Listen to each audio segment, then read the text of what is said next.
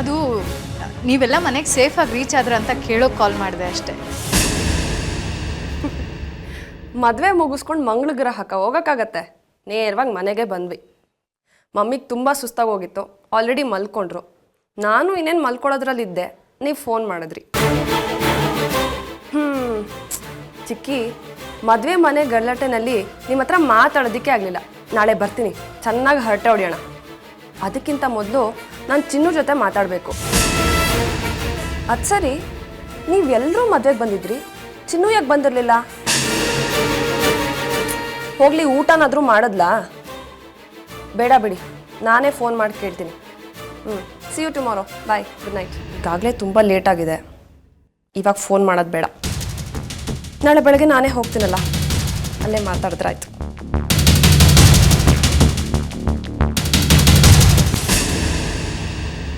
ಯಾಕೆ ಹೇಳಿಲ್ಲ? ಯಾಕೆ ಚಿನ್ನು ಮನೆ ಬಿಟ್ಟು ಹೋಗಿದ್ದಾಳೆ ಅಂತ ಹೇಳಿಲ್ಲ? ನಿನ್ನ ಕಾರಣಕ್ಕೆ, ನೀನು ಕೊಟ್ಟಿರೋ ಚಿತ್ರಹಿಂಸೆ ಕಾರಣಕ್ಕೆ ಮನೆ ಬಿಟ್ಟು ಹೋಗಿದ್ದಾಳೆ ಅಂತ ಯಾಕೆ ಹೇಳಿಲ್ಲ? ಯಾಕೆ ಮನಸ್ಸು ಸುಳ್ಳುಳ್ಳಗಾಗ್ತಿದ್ಯಾ? ಆಫ್ಟರ್ ಆಲ್ ಮನೆ ಕೆಲಸದವಳು ಅವಳು ಮನೆ ಬಿಟ್ಟು ಹೋದ್ರೆ ನೀನು ಯಾಕೆ ಎಷ್ಟೊಂದು ಕಿರ್ಚಾಡ್ತಿದ್ಯಾ? ನಾನು ನಿನ್ನ ಅಕ್ಕ, ಮೊದಲು ನನಗೆ ಮರ್ಯಾದೆ ಕೊಟ್ಟು ಮಾತಾಡ್ದನ್ನ ಕಲ್ತ್ಕೊ. ಏನಿದು ಗಲಾಟೆ? ಒಳ್ಳೆ ಬೀದಿಲಿ ಹೆಂಗಸರು ಕಿತ್ತಾಡ್ತಿದಾರಲ್ಲ, ನೀವೆಲ್ಲ ವಿದ್ಯಾವಂತರು ಅನ್ನೋದು ಮರ್ತಿದ್ದೀರಾ? ಮಾತಾಡ್ದೆ ಮೌನವಾಗಿ ನಿಂತ್ಬಿಟ್ರೆ ಏನಾಯ್ತು ಹೇಳಿ? ಮಾತೆತ್ತಿದ್ರೆ ಮೂದಲ್ಸೋದು, ತಪ್ಪು ಮಾಡದೇ ಇದ್ರು ಬೈಯೋದು, ಒಂದೇ ಸಲಕ್ಕೆ 3-4 ಕೆಲಸ ಹೇಳಿ ಯಾಕೆ ಮಾಡ್ಲಿಲ್ಲ ಅಂತ ಕೇಳೋದು, ಎದುರಿಗೆ ಸಿಕ್ಕಾಗಲ್ಲ ಈ ಮನೆಯಿಂದ ಯಾವಾಗ ತೊಲಗ್ತೀಯಾ ಅನಿಷ್ಟ, ಈ ಮನೆಯಿಂದ ಯಾವಾಗ ತೊಲಗ್ತೀಯಾ ಅನಿಷ್ಟ ಅಂತ ಅವಳಿಗೆ 1000 ಸಲ ಕೇಳ್ತಿದ್ದೆ. ಇಷ್ಟೆಲ್ಲ ಅನಿಸ್ಕೊಂಡ್ಮೇಲೂ ಯಾರು ತಾನೇ ಈ ಮನೇಲಿ ಇರ್ತಾರೆ? ಇಂಥ ಬಡವರಿಗೂ ಒಂದು ಘನತೆ ಅಂತ ಇರುತ್ತೆ. ಅದಕ್ಕೆ ಚಿನ್ನು ಈ ಮನೆ ಬಿಟ್ಟು ಹೋಗಿರೋದು. ಏ ಶ್ವೇತಾ, ಏನೇ ಹೇಳ್ತಿದ್ಯಾ ನೀನು? ಚಿನ್ನು ಮನೆ ಬಿಟ್ಟು ಹೋಗೋದಕ್ಕೆ ನಾನು ಕಾರಣ ಅಲ್ಲ. ಚಿನ್ನು ಮನೆ ಬಿಟ್ಟು ಹೋಗೋದಕ್ಕೆ ನೀನೇ ಕಾರಣ ಅಂತ ನಾನು ಯಾರ ಮೇಲೆ ಬೇಕಾದ್ರೂ ಪ್ರಮಾಣ ಮಾಡಿ ಹೇಳ್ತೀನಿ. ನೀವಿಬ್ರು ಸ್ವಲ್ಪ ಸುಮ್ಮನೆ ಇರ್ತೀರಾ? ಅವ್ಳು ದೇವಸ್ಥಾನಕ್ಕೆ ಹೋಗಿರ್ಬೋದು. ಏಯ್, ಸುಮ್ಮನೆ ಇರೇ ನೀನು.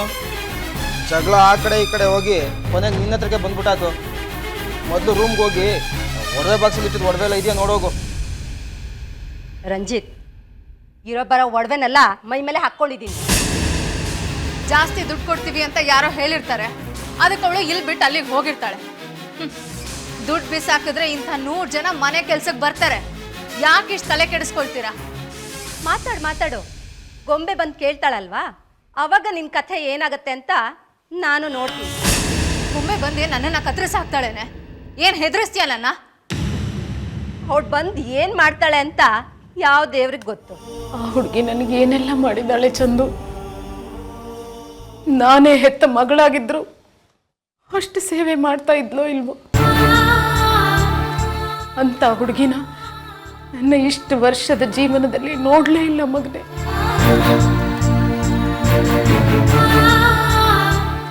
ನಾನಿವತ್ತು ಸರಿಯಾಗಿದ್ದೀನಿ, ಎಲ್ಲರ ಹಾಗೆ ಓಡಾಡ್ಕೊಂಡಿದ್ದೀನಿ ಅಂದರೆ ಅದಕ್ಕೆ ಅವಳೇ ಕಾರಣ. ನನ್ನ ಮೇಲೆ ಜೀವದ ಋಣ, ನನ್ನ ಜೀವನದ ಋಣ, ಆರೋಗ್ಯದ ಋಣ ಎಲ್ಲ ಹೊರಸ್ಬಿಟ್ಟು ಹೊರಟು ಹೋಗ್ಬಿಟ್ಲು. ಯಾರಿಗೂ ಹೇಳ್ದೆ ಕೇಳ್ದೆ, ನನಗೂ ಹೇಳ್ದೆ ಹೊರಟು ಹೋಗ್ತಾಳೆ ಅನ್ನೋ ಕಲ್ಪನೆನೇ ನನಗಿರ್ಲಿಲ್ಲ. ಅವಳು ಬಲಗಾಲಿಟ್ಟು ಈ ಮನೆ ಒಳಗೆ ಬಂದಾಗ್ಲೇ ಈ ಮಗು ಈ ಮನೆಗೆ ಸೇರಿದ ಕೂಸು. ಅವಳು ಮನೆಗೆ ಅವಳು ಬಂದಿದ್ದಾಳೆ ಅಂತ ನನಗನ್ನಿಸ್ತು. ಯಾಕೆ ಹಾಗನ್ನಿಸ್ತು ಗೊತ್ತಿಲ್ಲ, ಅದು ಆತ್ಮಲಿಂಗೇಶ್ವರನಿಗೆ ಗೊತ್ತು. ನಾನು ಮಾಡಿದ ಪೂಜೆಗೆ ಆತ್ಮಲಿಂಗೇಶ್ವರನೇ ಅವಳನ್ನ ನನ್ನ ಹತ್ರ ಕಳಿಸಿದ್ದಾನೆ ಅಂತ ಅಂದ್ಕೊಂಡೆ. ಅವಳು ಈ ಮನೆದೇ ಒಂದು ಅಂಶ, ಇಲ್ಲೇ ಸೇರ್ಬೇಕಾದವಳು ಅಂತ ನನ್ಗನ್ನಿಸ್ತು. ಚಿನ್ನು, ಎಲ್ಲಿ ಹೋದೆ ಮಗಳೇ? ನೆಲದ ಮೇಲೆ ಕಾಲೂರಿ ಬಿಗಿಯಾಗಿ ಅಪ್ಪಿಕೊಂಡವರು ಹಾಗೆ ಅಪ್ಪಗೆ ಸಡಲಿಸಿ ತಿರುಗಿ ಬಾರದ ಹಾಗೆ ಹೊರಟು ಹೋಗ್ಬಿಡ್ಬಾರ್ದು. ಎಲ್ಲಿದ್ದಿ ಮಗಳೇ?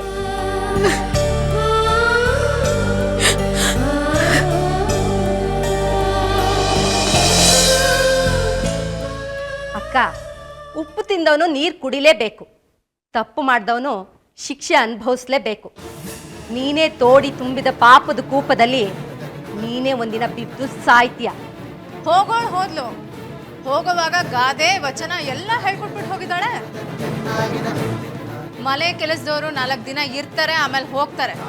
ಆದ್ರೆ ನಾನು ನೀನು ಅಕ್ಕ ತಂಗಿ ಕಣೆ, ನಾವಿಬ್ರು ಸಾಯೋ ತನಕ ಜೊತೆಗೆ ಇರಬೇಕು. ಅಕ್ಕನ ವಹಿಸ್ಕೊಂಡು ಮಾತಾಡೋದು ಬಿಟ್ಟು ಆ ಮನೆ ಕೆಲಸದವಳನ್ನ ವಹಿಸ್ಕೊಂಡು ಮಾತಾಡ್ತೀಯಾ?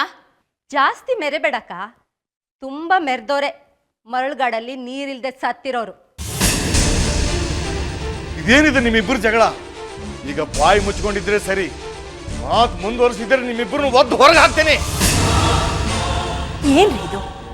ಮಕ್ಕಳು ಈ ರೀತಿ ಮಾತಾಡ್ತಿದ್ರ? ನೀನು ಮಾತಾಡಿದ್ರೆ ನೀನು ಹೊರಗೆ ಹೋಗ್ಬೇಕಾಗತ್ತೆ. ನೀವೇನಾದ್ರು ಮಾತಾಡೋದಿದ್ರೆ ನಾಳೆ ನಾನು ಸತ್ತ ಮೇಲೆ ನಾನು ಹೆಣ ಸುತ್ತ ಕೂತ್ಕೊಂಡು ಮಾತಾಡಿ. ಈಗ ಸುಮ್ಮನಿರಿ. ರಾಮು, ಚಿನ್ನೂನ ಎಲ್ಲಾದ್ರೂ ಹುಡುಕಿದ್ಯೇನಪ್ಪ? ಹುಡುಕ್ದೆ ತಾತ, ಮನೆ ಸುತ್ತಮುತ್ತ ಎಲ್ಲ ಕಡೆನೂ ಹುಡುಕ್ತೆ, ಆದರೆ ಚಿನ್ನು ಎಲ್ಲೂ ಕಾಣಿಸ್ಲಿಲ್ಲ. ಸರಿ, ಈಗಾಗಲೇ ತುಂಬ ಹೊತ್ತಾಗಿದೆ. ಅವಶ್ಯಕತೆ ಬಿದ್ದರೆ ಬೆಳಿಗ್ಗೆ ಹೋಗಿ ಪೊಲೀಸ್ ಕಂಪ್ಲೇಂಟ್ ಕೊಡೋಣ.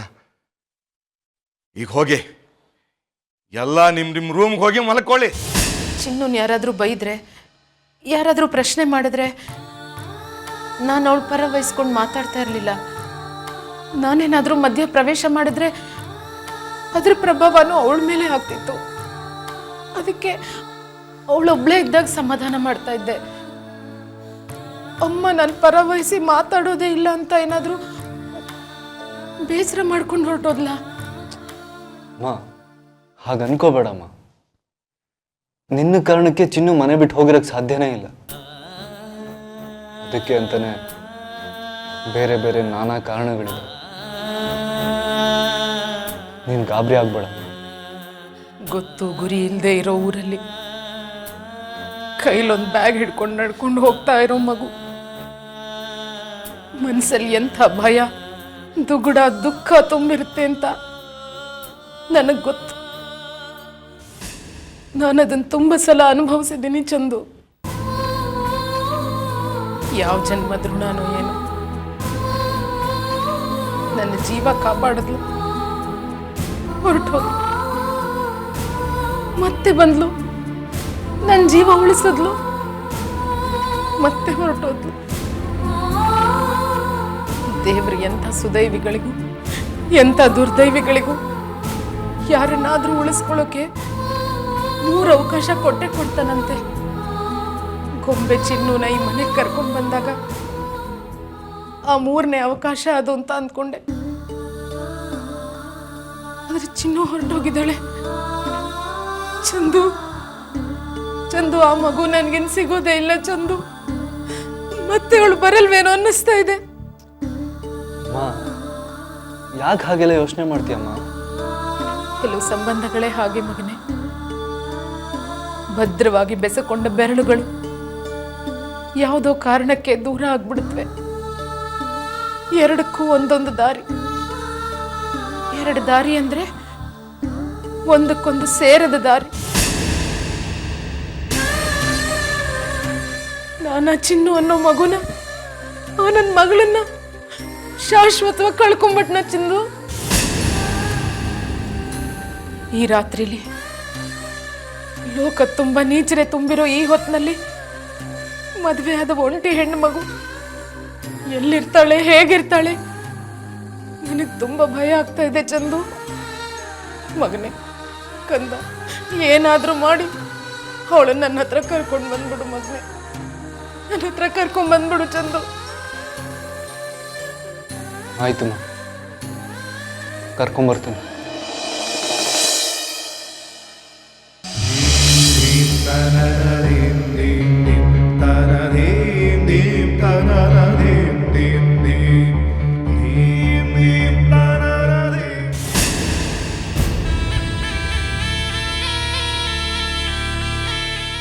ಆ ಚಿನ್ನುಗೆ ನೀನು ಮನೆ ಬಿಟ್ಟು ಯಾವಾಗ ಹೋಗ್ತೀಯ ಅಂತ ನನಗೆ ಎಷ್ಟು ಸಾರಿ ಕೇಳ್ತಾ ಇದ್ದೆ. ಆದರೆ ಅವಳು ಹೋಗ್ತಾನೆ ಇರಲಿಲ್ಲ. ಆದರೆ ಇವತ್ತೇ ಯಾಕೆ ಮನೆ ಬಿಟ್ಟು ಹೋಗಿದ್ದಾಳೆ? ನನಗೆ ಅರ್ಥನೇ ಆಗ್ತಾ ಇಲ್ಲ. ಅಯ್ಯೋ, ಹೋದರೆ ಹೋಗ್ತಾಳೆ, ನನಗಂತೂ ಸಿಕ್ಕಾಪಟ್ಟೆ ಸಂತೋಷ ಆಯಿತು. ಅವಳು ಈ ಮನೆ ಬಿಟ್ಟು ಹೋದರೆ ಸಾಕು ಅಂತ ನಾನು ಕಾಯ್ತಾ ಇದ್ದೆ. ಅಂತೂ ಇಂತೂ ಪೀಡೆ ತೊಲಗ್ತು. ಈ ಮನೆಯಲ್ಲಿ ಎಲ್ಲರೂ ಆ ಮನೆ ಕೆಲಸದವಳನ್ನ ಚಿನ್ನು ಚಿನ್ನು ಅಂತ ತಲೆ ಮೇಲೆ ಕೂಡಿಸ್ಕೊಂಡಿದ್ರು. ಅವಳು ಪರವಾಗೇ ಮಾತಾಡ್ತಾ ಇದ್ರು. ನಾನು ಈ ಮನೆ ಮಗಳಾದರೂ ನನ್ನ ಪರ ಯಾರೂ ಮಾತಾಡ್ತಾ ಇರಲಿಲ್ಲ. ಈಗ ಆ ಪೀಡೆ ತೊಲಗಿ ಹೋಗಿದ್ದಾಳೆ. ನನಗಂತೂ ಹಾಲು ಕುಡಿದಷ್ಟು ಸಂತೋಷ ಆಗ್ತಾ ಇದೆ. ಆ ಕೆಲಸದವಳು ಮನೆ ಬಿಟ್ಟು ಹೋಗಿದ್ದು ನನ್ನ ಎಲ್ಲ ಸಮಸ್ಯೆಗಳು ಬಗೆಹರಿದ ಹಾಗಾಯಿತು. ಅಪ್ಪ, ನನ್ನ ಎಷ್ಟೋ ದಿನದ ಪ್ರಾರ್ಥನೆ ಅಂತೂ ದೇವ್ರಿಗೆ ಕೇಳಿಸ್ತಲ್ಲ. ಈ ಮನೆಯಲ್ಲಿ ನನಗೆ ಯಾರು ಏನೇ ಅಂದರೂ ತಲೆನೇ ಕೆಡಿಸ್ಕೊಳ್ತಿರ್ಲಿಲ್ಲ. ಆದರೆ ನನಗೆ ಭಯ ಆಗ್ತಾ ಇರೋದು ಗೊಂಬೆ ಬಗ್ಗೆ ಮಾತ್ರ. ಚಿನ್ನು ಮನೆ ಬಿಟ್ಟು ಹೋಗಿದ್ದು ನನ್ನಿಂದನೇ ಅಂತ ಗೊಂಬೆಗೇನಾದರೂ ಗೊತ್ತಾಗ್ಬಿಟ್ರೆ ಖಂಡಿತವಾಗ್ಲೂ ಸಮಸ್ಯೆಗಳು ಮತ್ತೆ ಶುರು ಆಗುತ್ತೆ. ನನಗೆ ಜೀವನದಲ್ಲಿ ಯಾರ ಬಗ್ಗೆನೂ ಭಯ ಇರಲಿಲ್ಲ. ಆದರೆ ಈ ಚಿನ್ನು ಬಗ್ಗೆ, ಗೊಂಬೆ ಬಗ್ಗೆ ನನಗೆ ಯಾಕೆ ಇಷ್ಟೊಂದು ಭಯ ಆಗ್ತಾ ಇದೆ?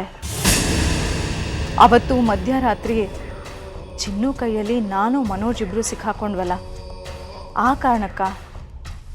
ಅಥವಾ ನನಗೀಗಾಗಲೇ ಮದುವೆ ಆಗಿದೆ ಅನ್ನೋ ವಿಷಯ ಚಿನ್ನು ಗೊತ್ತಾಗಿದೆ ಅನ್ನೋ ಕಾರಣಕ್ಕ? ಅಯ್ಯೋ, ನಾನು ಯಾಕೆ ಇಷ್ಟು ಹೆದರ್ಕೊಳ್ತಾ ಇದ್ದೀನಿ? ಈಗಾಗಲೇ ಆ ಗೂಬೆ ಮನೆ ಬಿಟ್ಟು ಹೋಗಿದ್ದಾಳಲ್ಲ, ನನ್ನ ಪ್ರಾಬ್ಲಮ್ ಎಲ್ಲ ಸಾಲ್ವ್ ಆಗುತ್ತೆ. ಇನ್ನು ಗೊಂಬೆ ವಿಚಾರ, ಅವಳಿಗೆ ಕೋಪ ಬರ್ದಿರೋ ಹಾಗೆ ನೋಡ್ಕೋಬೇಕು ಅಷ್ಟೆ. ಈ ಶ್ವೇತಾ ಇವಳು ಹೋಗಿ ಹೋಗಿ ಎಲ್ಲ ವಿಷಯನ ಗೊಂಬೆಗೆ ಹೇಳಿಬಿಟ್ಟಿದ್ದಾಳಲ್ಲ, ಇದನ್ನು ಹೇಗಾದರೂ ಮ್ಯಾನೇಜ್ ಮಾಡಬೇಕು. ಮುಂದೆ ಏನಾಗುತ್ತೋ ಆಮೇಲೆ ನೋಡ್ಕೊಂಡ್ರಾಯ್ತು. ಈಗಂತೂ ಸಿಕ್ಕಾಪಟ್ಟೆ ನಿದ್ದೆ ಬರ್ತಾ ಇದೆ, ಹೋಗಿ ಮಲ್ಕೊಳ್ತೀನಿ. ನನ್ನ ಎಲ್ಲ ಕೆಲಸಕ್ಕೂ ಅಡ್ಗಾಲು ಹಾಕ್ತಾ ಇದ್ಲು ಆ ಕೆಲಸದವಳು. ಸದ್ಯ ಕಣ್ಣಿಂದ ಮರೆಯಾಗಿ ಹೊರಟೋದ್ಲು. ಇನ್ಮೇಲೆ ಈ ಮನೇಲಿ ನಾನು ಆಡಿದ್ದೇ ಆಟ, ಹೂಡಿದ್ದೇ ಲೆಗ್ಗೆ. ನಾನು ಈ ಸಂತೋಷನ ಎಂಜಾಯ್ ಮಾಡಲಿ ಅಂತ ಪಾಯಸ ಬೇರೆ ಮಾಡಿಟ್ಟೋಗಿದ್ದಾಳೆ. ಯಾರು ಏನಾದರೂ ಅನ್ಲಿ, ಆ ಹುಡುಗಿ ನಿಜವಾಗ್ಲೂ ಚೆನ್ನಾಗಿ ಅಡುಗೆ ಮಾಡ್ತಿದ್ಲು. ಆದರೂ ಚಿನ್ನು ಇಲ್ಲಿರೋ ತನಕ ನನ್ನ ಮನಸ್ಸಲ್ಲಿ ಒಂಥರ ಭಯ ಇದ್ದೇ ಇತ್ತು. ಎಲ್ಲಿ ಯಾವಾಗ ಯಾರ ಜೊತೆನಾದರೂ ನನ್ನ ನಿಜವಾದ ಯೋಗ್ಯತೆ ಎಲ್ಲಿ ಹೇಳ್ಬಿಡ್ತಾಳೋ ಅಂತ. ಸತ್ಯ ಹಾಗೇನೂ ಆಗಲೇ ಇಲ್ಲ.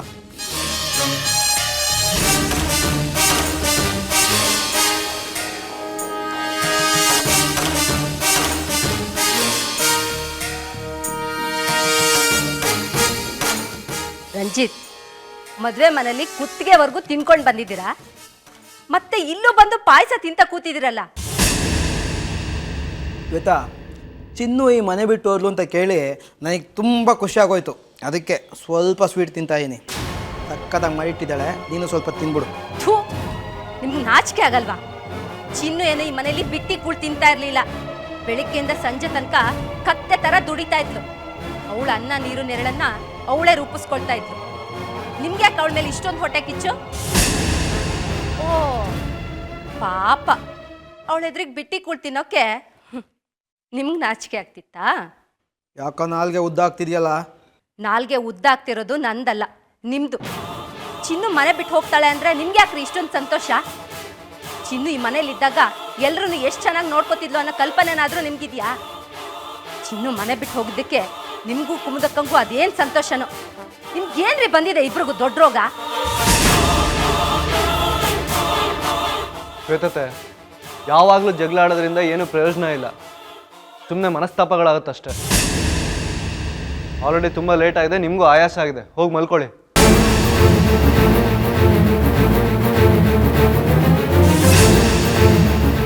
ಚಂದನ್, ನನಗೂ ನಿನಗೂ ಈ ಜನ್ಮದಲ್ಲಿ ಈ ಹೆಣ್ಮಕ್ಳನ್ನ ಅರ್ಥ ಮಾಡ್ಕೊಳಕ್ಕಾಗಲ್ಲ ನೋಡು. ಆಫ್ಟರ್ ಆಲ್ ಒಬ್ಬ ಕೆಲಸದೊಟ್ಟಿಗೆ ಮನೆ ಬಿಟ್ಟು ಹೋಗಿದ್ದಕ್ಕೆ ಎಲ್ಲರೂ ಆಕಾಶನೇ ತಲೆ ಮೇಲೆ ಬಿದ್ದೋರ್ ಥರ ಆಡ್ತಾ ಇದ್ದಾರೆ. ಬೇಕು ಅಂದರೆ ನಾಳೆ ಬೆಳಗ್ಗೆನ 10 ಜನ ಹುಡುಗಿನ ಮನೆ ಮುಂದೆ ನಿಲ್ಲಿಸ್ತೀನಪ್ಪ. ಸ್ವಲ್ಪ ಬಾಯಿ ಮುಚ್ತೀರಾ ಮಾವ? ನೀವು 10 ಜನ ಅಲ್ಲ, 100 ಜನನ ಕರ್ಕೊಂಬಂದು ಅದರಲ್ಲಿ ಒಬ್ಳು ಚಿನ್ನು ಇರಲ್ಲ. ಈ ಮನೇಲಿ ಎಲ್ರಿಗೂ ಚಿನ್ನು ಬೇಕು, ಆದರೆ ನಿಮಗೆ ಕುಮುದತೆಗೆ ಮಾತ್ರ ಬೇಡ. ಹಾಂ, ಅದೇನು ಕಾರಣ ಅಂತ ನನಗೂ ಗೊತ್ತಿಲ್ಲ. ನಾನು ಆ ಕಾರಣ ಹುಡುಕ್ತಾನೆ ಇದ್ದೀನಿ. ಬಿ ಕೇರ್ಫುಲ್ ಮಾವ. ನನ್ನ ಎದುರಿಗಷ್ಟೇ ಅಲ್ಲ, ಬೇರೆ ಯಾರೆದ್ರಿಗೂ ಚಿನ್ನು ಬಗ್ಗೆ ಹಗುರವಾಗಿ ಮಾತಾಡಬೇಡಿ. ಒಂಚೂರು ಚೆನ್ನಾಗಿರಲ್ಲ ಅದು. ಚೆನ್ನಾಗಿಲ್ಲದಿರೋದು ನನಗೊಂಚೂರು ಇಷ್ಟ ಆಗಲ್ಲ.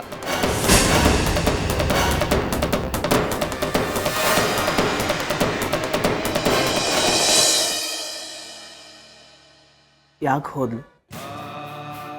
ಎಲ್ಲಿಗೆ ಹೋದ್ಲು? ಅವಳಣ್ಣ ನಾನು ಇನ್ನೂ ಜೀವ ಸಹಿತ ಇರೋವಾಗಲೇ ನನ್ನನ್ನು ಬಿಟ್ಟು ಯಾಕೆ ಹೋದ್ಲು? ನನ್ಗೆ ಅವಳು ಯಾಕೆ ಮೋಸ ಮಾಡಿದ್ಲು? ಅವಳು ನನ್ನನ್ನು ಮದುವೆಗೆ ಹೋಗುವಂತ ಒತ್ತಾಯ ಮಾಡಿದಾಗಲೇ ನಾನು ಅರ್ಥ ಮಾಡ್ಕೊಬೇಕಿತ್ತು. ತಪ್ಪು ಮಾಡಿದೆ, ನಾನು ತಪ್ಪು ಮಾಡಿದೆ.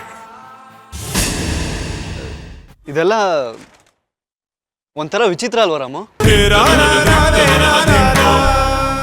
ಒಂದೇ ಮನೇಲಿ ಇದ್ಕೊಂಡು ಮನೇಲಿ ಇರೋರೆಲ್ಲ ಕಣ್ಣ ಮುಚ್ಚಲೆ ಆಟ ಆಡಿದ್ವಿ, ಆದ್ರೆ ಕಡೆ ಗೆದ್ದಿದ್ದು ಚಿನ್ನುನೇ.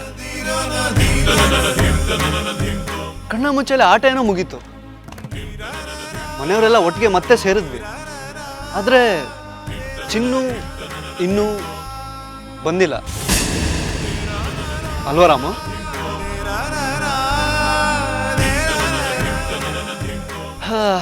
ಚಿನ್ನು ವಾಪಸ್ ಬಂದಿಲ್ಲ ಅಂತ ನಿನಗೆಷ್ಟು ದುಃಖ ಆಗ್ತಿದೆಯೋ ಅಷ್ಟೇ ದುಃಖ ನನಗೂ ಆಗ್ತಿದೆ ರಾಮು. ಇಲ್ಲ ಚಂದು, ಕೆಲವೊಂದು ವಿಷಯಗಳು ನಿನ್ಗೆ ಅರ್ಥವಾಗಲ್ಲ. ಚಿನ್ನು ಈ ಮನೆಯಲ್ಲಿ ಕಣ್ಣ ಮುಚ್ಚಲೆ ಆಟ ಆಡ್ತಿರ್ಲಿಲ್ಲ. ಅವಳಿಗೊಂದು ಗುರಿ ಇತ್ತು, ಅವಳಿಗೊಂದು ಉದ್ದೇಶ ಇತ್ತು, ಅದನ್ನ ಪೂರ್ತಿ ಮುಗಿಸಿದ್ಲು. ಆದ್ರೆ ಚಂದು, ಈ ಮನೇಲಿ ಆಗ್ತಿದ್ದ ಚಿತ್ರಹಿಂಸೆ ಮಾತ್ರ ಅವಳ ಕೈಯಲ್ಲಿ ತಡ್ಕೊಳಕ್ ಆಗ್ತಿರ್ಲಿಲ್ಲ ಚಂದು.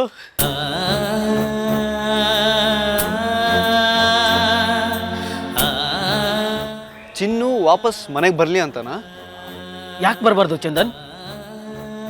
ಬರೋದೇನೋ ಸರಿ, ಮನೇಲಿ ಎಲ್ಲರೂ ಬರಲಿ ಅಂತಾನೆ ಇಷ್ಟಪಡ್ತಾರೆ, ಆದ್ರೆ ಮುಖ ಮುಚ್ಕೊಂಡು ಕದ್ದು ಮುಚ್ಚಿ ಓಡಾಡ್ಕೊಂಡು ಮನೇಲಿದ್ರೆ ಏನು ಪ್ರಯೋಜನ ರಾಮು? ಒಂದೇ ಸೂರ್ಯನ ಕೆಳಗಿದ್ಕೊಂಡು ಅದೆಷ್ಟು ದಿನ ಅಂತ ಕದ್ದು ಮುಚ್ಚಿರಕ್ಕಾಗತ್ತೆ?